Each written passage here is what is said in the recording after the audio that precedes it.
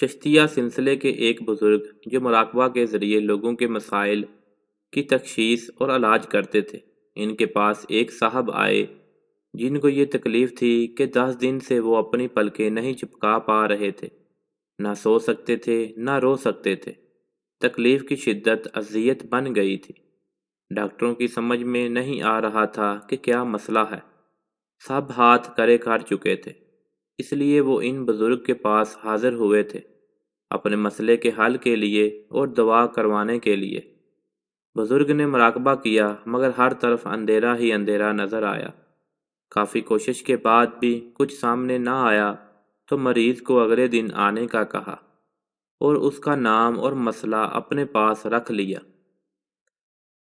عصر کے بعد پھر ان صاحب کے مسئلے پر بذریعہ مراقبہ غور کیا، لیکن سوائے دھندلے اور نامکمل تصویر آنکھوں کے کچھ سمجھ نہ آیا۔ ایسا کم ہی ہوتا تھا کہ کسی کے متعلق کوئی رہنمائی نہ ملے۔ ضرور کوئی خاص بات تھی۔ آپ ذکر اذکار میں مصروف ہو گئے اور اللہ سے خصوصی دعا کی کہ یہ معاملہ سلجھا دیں۔ عشاء کے بعد پھر مراقبہ میں گئے تو دیکھا ایک طرف کچھ ہندو بیٹھے ہیں اور دوسری طرف مسلمان۔ ان مسلمانوں میں وہ شخص بھی بیٹھا نظر آیا جو پلکیں نہیں چپکا پا رہا تھا۔ مسلمان اور ہندو دونوں مذاہب کے لوگ اپنے اپنے طریقے سے روزہ افطار کرنے کے لیے بیٹھے تھے۔ اس شخص نے اپنے ساتھ بیٹھے فرد سے کچھ کہا، جس پر انتظامیہ نے اس شخص کو سزا کے طور پر اٹھایا اور ہندوؤں کے پاس جانے کو کہا۔ اس کے ساتھ ہی بزرگ کا مراقبہ ختم ہو گیا۔ کافی دیر غور کرنے کے بعد کچھ بات سمجھ آنے لگی۔ اس بات پر غور کرتے کرتے وہ بزرگ نیند کی گوش میں چلے گئے۔ اگلے دن ضرورت مندوں میں وہ شخص بھی شامل تھا۔ اپنی باری آنے پر وہ شخص سامنے آ کر بیٹھا تو اس کے ساتھ اس کی بیوی بھی آئی تھی۔ بزرگ نے خیریت دریافت کرنے کے بعد پوچھا کہ رمضان کے روزے کیسے گزرے آپ کے؟ ہمیشہ کی طرح اچھے گزرے، اس دفعہ بھی، اس نے جواب دیا۔ ہندوؤں کے روزے کے بارے میں آپ کا کیا خیال ہے؟ میں کچھ سمجھا نہیں، اس نے حیرانی سے اظہار کیا، لیکن اس کی بیوی کی آنکھیں کسی خیال سے روشن ہو گئیں۔ شاید اسے بات کچھ سمجھ آ رہی تھی۔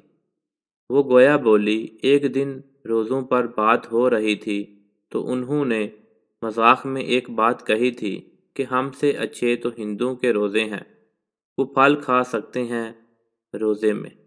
بزرگ نے اس شخص کی طرف دیکھا تو اس کا سر جھکا ہوا تھا۔ اسے اپنی غلطی کا احساس ہو گیا تھا۔ غلطی کا خیال آتے ہی اس کی آنکھوں سے آنسو جاری ہو گئے اور وہ اپنے رب سے گر گرا کر معافی مانگنے لگا۔ کچھ دیر بعد اسے احساس ہوا کہ اب وہ اپنی پلکیں بھی چپکا پا رہا ہے۔ بزرگ گویا بولے، دیکھو بیٹا، اکثر ہماری پکڑ ہماری زبان کی وجہ سے ہو جاتی ہے۔ مذاق میں کی گئی باتیں کب اللہ کی ناراضگی کا سبب بن جائیں ہم نہیں جانتے۔ ہماری ایسی ہی بے تکلفی میں کی گئی باتیں ہماری پکڑ کی وجہ بن جاتی ہیں۔ یہ پکڑ کسی کی جسمانی تکلیف کی صورت میں سامنے آتی ہے اور کسی کے لیے ذہنی تکلیف کی صورت میں۔ کسی کو دل سکون حاصل نہیں ہوتا تو کسی کی راتوں کی نیند غائب ہو جاتی ہے۔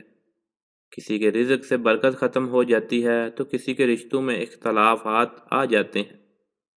اسلام کی ایک ایک بات اللہ کی مصلحت اور معرفت سے لبریز ہے، اور اللہ کا بتایا ہوا ہر اصول اور ہر حکم کائنات کا بہترین عمل اور اصول ہے۔ ہم مذاق میں یا بے دہانی میں کچھ کہہ کر اللہ کے بنائے ہوئے اس اصول کی بے ادبی اور گستاخی مرتکب ہو جاتے ہیں۔ جیسے کسی کے لیے فجر کے لیے اٹھنا مشکل ہے تو سوچے سمجھے بغیر کہہ دیا کہ یہ فجر کی نماز ضروری تھی کیا؟ استغفر اللہ۔ کسی لڑکی نے کہہ دیا کہ جو بھی ہو جائے میں کسی داڑھی والے سے شادی نہیں کروں گی۔ اسی طرح کچھ مزید فکرے جو عام طور پر ہمارے مسلم بھائی بہن بول ڈالتے ہیں، جن سے ان کی پکڑ ہو جاتی ہے اور ان کو خبر نہیں ہوتی۔ نمبر 1، جیسے کوئی مصیبت کے وقت کہے، اللہ نے پتہ نہیں مصیبتوں کے لیے ہمارا گھر ہی دیکھ لیا ہے۔ نمبر 2، یا موت کے وقت کوئی کہہ دے پتہ نہیں اللہ کو اس شخص کی بڑی ضرورت تھی جو اس کو اپنے پاس اتنی کم عمر میں بلا لیا۔ نمبر 3، یا کہا نیک لوگوں کو اللہ عز و جل جلدی اٹھا لیتا ہے کیونکہ ایسوں کی اللہ عز و جل کو بھی ضرورت پڑتی ہے۔ نمبر 4، یا اللہ تجھے بچوں پر بھی ترس نہیں آیا۔ نمبر 5، اللہ ہم نے تیرا کیا بگاڑا ہے، آخر ملک الموت کو ہمارے ہی گھر والوں کے پیچھے کیوں لگا دیا۔ نمبر 6، اچھا ہے جہنم میں جائیں گے کہ فلمی اداکاریں بھی تو وہیں ہوں گی، مزہ آ جائے گا۔ نمبر 7، اکثر لوگ فیس بک پر اس طرح کے لطائف لکھ ڈالتے ہیں، یہ بھی کفر ہے، جیسے اگر تم لوگ جنت میں چلے بھی گئے تو سگریٹ جلانے کے لیے تو آگ ہمارے ہی پاس لینے آؤ گے۔ نمبر 8، آؤ ظہر کی نماز پڑھیں۔ دوسرے نے مذاق میں جواب دیا، یار آج تو چھٹی کا دن ہے، نماز کی بھی چھٹی۔ نمبر 9، کسی نے مذاق میں کہا، بس جی چاہتا ہے یہودی یا عیسائی یا قادیانی بن جاؤں، ویزا تو جلدی مل جاتا ہے۔ نمبر 10، صبح صبح دعا مانگ لیا کرو، اس وقت اللہ فارغ ہوتا ہے۔ نمبر 11، اتنی نیکیاں نہ کرو کہ خدا کی جزا کم پڑ جائے۔ نمبر 12، خدا نے تمہارے بال بڑی فرصت سے بنائے ہیں۔ نمبر 13، ایک نے کہا یار ہو سکتا ہے آج بارش ہو جائے، دوسرے نے کہا نہیں یار اللہ تو ہمیں بھول گیا ہے۔ نمبر 14، کسی نے نبی کریم صلی اللہ علیہ وسلم کا مذاق اڑایا تو کافر ہے۔ نمبر 15، دنیا بنانے والے کیا تیرے من میں سمائی، تو نے کاہے کو دنیا بنائی۔ نمبر 16، حسینوں کو آتے ہیں کیا کیا بہانے، خدا بھی نہ جانے تو ہم کیسے جانے۔ نمبر 17، میری نگاہ میں کیا بن کے آپ رہتے ہیں، قسم خدا کی خدا بن کے آپ رہتے ہیں۔ اس طرح کے بے شمار گانے جو ہمارے مسلمان اکثر گنگناتے دکھائی دیتے ہیں۔ نمبر 18، نماز کی دعوت دینے پر کسی نے کہا ہم نے کون سے گناہ کیے ہیں جن کو بخشوانے کے لیے نماز پڑھیں۔ نمبر 19، ایک نے طبیعت پوچھی تو دوسرے نے مزاح کرتے ہوئے جواب دیا۔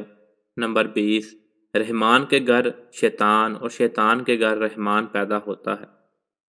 نمبر 21، مسلمان بن کر امتحان میں پڑ گیا ہوں، وغیرہ وغیرہ۔ حضور اکرم صلی اللہ علیہ وسلم کا ارشاد ہے۔ ترجمہ، اللہ پاک ہمیں زبان کی حفاظت اور اس کی صحیح استعمال کی توفیق عطا فرمائے، آمین ثم آمین۔